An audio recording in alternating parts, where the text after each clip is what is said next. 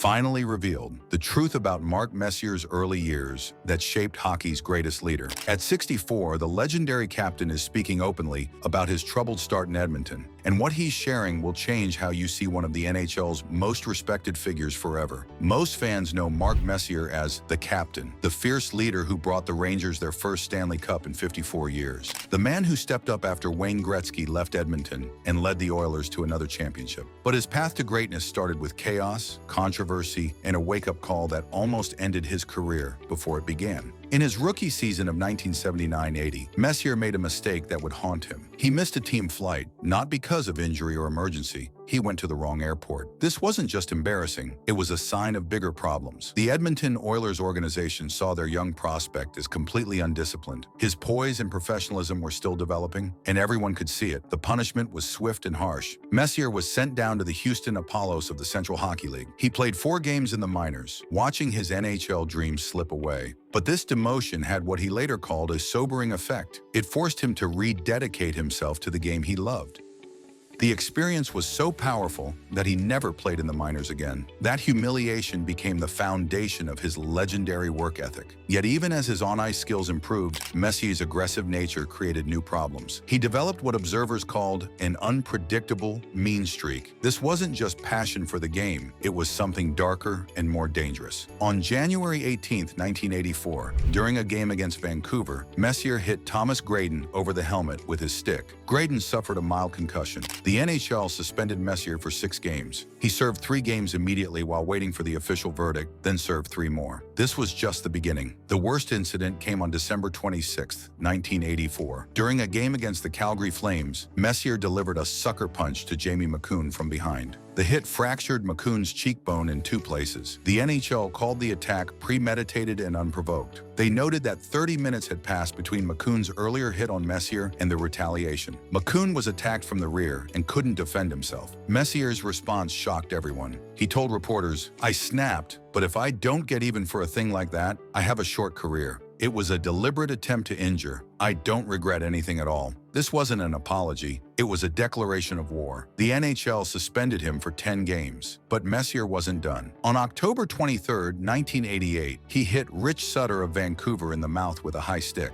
No penalty was called during the game, but video replays showed the truth. Sutter's 4 broken teeth told the story. The Canucks appealed to the NHL with videotaped evidence. Messier received another 6-game suspension. These weren't heat-of-the-moment mistakes. They were calculated acts of revenge that put other players in the hospital. Yet somehow this violence was becoming part of Messier's identity as a leader. Teammates respected his willingness to retaliate. Opponents feared him. The mean streak that got him suspended was also earning him respect. Off the ice, Messier's problems continued to multiply. Money became a constant source of conflict. When he first joined the Oilers in 1979, he rejected their initial contract offers. He wanted a 4-year deal at $50,000 per year. The Oilers offered a 2-way contract or a 1-year deal at $20,000 with an option. Despite his demands, he eventually signed their terms, but the pattern of holdouts continued. In October 1987, Messier missed training camp during another contract dispute. His father, Doug, acted as his agent and had a history of disagreements with Oilers general manager Glenn Sather. When they finally reached a deal, it made Messier one of the top 5 highest-paid players in hockey. He was 26 years old and already demanding superstar money. The biggest contract crisis came in 1990-91. Despite being under contract until 1993, Messier demanded a renegotiation and raise based on his performance. The Oilers, facing financial problems, couldn't meet his demands. His frustration became obvious to everyone.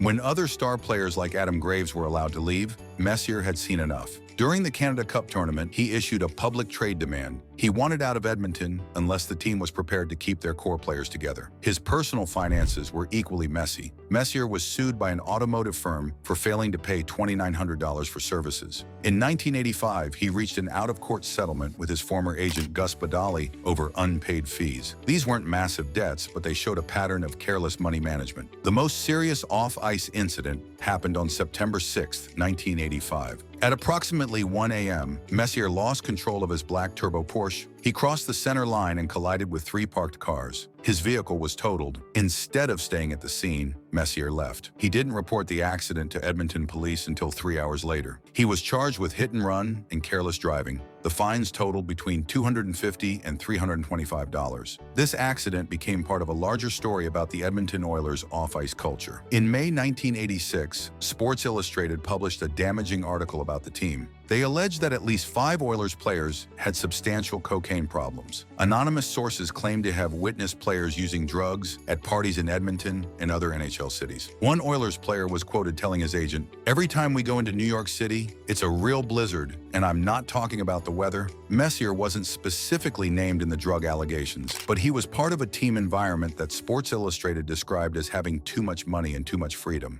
A former Oilers consultant observed that the club came too far, too young, too fast, with too much money and too much freedom. This created a "we want it and we want it now" mentality. The drug rumors reached their peak when Grant Fuhr was suspended for the entire 1990-91 season after admitting to long-term drug involvement. Messier became a vocal critic of this suspension. He worried that Fuhr, who had sought help, might have his career ended prematurely. This could discourage other players with similar problems from coming forward. Despite all these controversies, something remarkable was happening. Messier was transforming from an undisciplined troublemaker into the NHL's most respected leader. The same aggressive instincts that led to suspensions were being channeled into fierce loyalty and protection of teammates. His willingness to fight for his team, even if it meant breaking rules, earned him a different kind of respect. When Wayne Gretzky was traded in 1988, Messier stepped into the captaincy role. Many doubted whether the Oilers could win without the Great One. Messier proved them wrong by leading Edmonton to their 5th Stanley Cup in 1990. He demonstrated what he called determination and contagious enthusiasm while achieving a career year in offensive production. This wasn't just individual success, it was leadership at the highest level. The player who once went to the wrong airport had become the man his teammates turned to in crucial moments. The same mean streak that fractured Jamie McCoon's cheekbone was now protecting his own players from similar attacks. His contract disputes showed he understood his value and wouldn't accept less than he deserved. By 1991, when Messier was traded to the New York Rangers, he had completed an incredible transformation. The Rangers hadn't won a Stanley Cup since 1940.